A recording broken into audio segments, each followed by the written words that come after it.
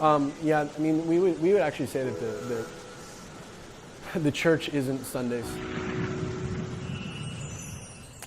Sure, man. So, I mean, if I was to describe Missio Dei, I would say that we are just a bunch of folks, that come together, and our desire is to be a people that follow the way of Jesus. We're not looking for religion. We're not looking for organized Christianity. In fact, many of us have been disenfranchised by organized Christianity. And so what we want to experience is an authentic movement of God. And so we follow Jesus, we love Jesus, we adhere to the Bible. I mean, an average service, you'll find 400 or so young people usually. That tends to be our demographic. Very reflective of the neighborhood, I think. In that Wrigleyville's average age is like 28, which is kind of interesting.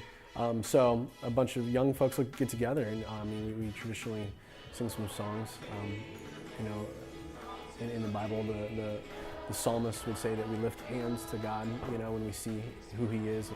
We typically gather just to hear what God says to the church. We believe that God's Spirit speaks to us through the Scriptures and through one another, and so we love just to gather together and listen to what He has for us. Because we honestly, I don't want that point to be missed. Like, we want to be just a people that follow hard after God. We want that to be like the thing that defines us as Missio Dei.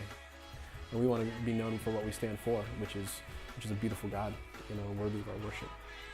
We have a significant responsibility in this neighborhood. I mean, we would say it's a spiritual responsibility. I mean, primarily our spiritual responsibility is to make sure that people hear the greatest news ever, which is that there's a God that loves them and a God that is committed to them to the extent that He sent His only Son for them. And so that's a huge spiritual weight that we carry. We had over 100 people run the marathon. They raised like $75K, for building wells in Africa. Bottom line, we want to be the hands and feet of Jesus. So, I mean, our responsibility is huge. I mean, that drives us much of the time.